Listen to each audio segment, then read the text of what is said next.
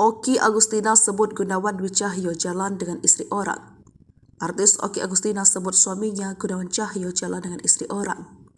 Oki menyampaikan hal tersebut saat ditanya status sosok wanita yang jalan dengan suaminya. Namun, ibu 4 anak itu mengaku tak tahu perihal status hubungan Gunawan dengan wanita itu. Ia juga tak mau tahu mengenai status hubungan suaminya dengan sang wanita yang disebut masih istri orang.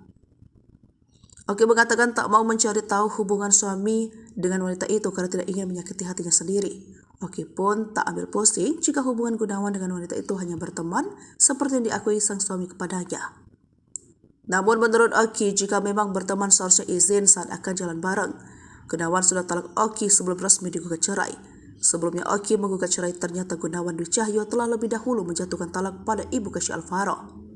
Mendengar perkataan sang suami, Oki menanyakan alasan mengapa Gunawan ingin menceraikannya.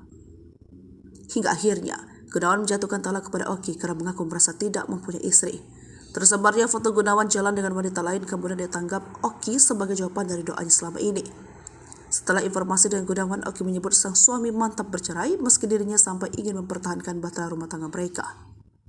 Karenanya, Oki pun menyebut dirinya menggugat cerai Gunawan Dwi Cahyo untuk mewujudkan keinginan sang suami.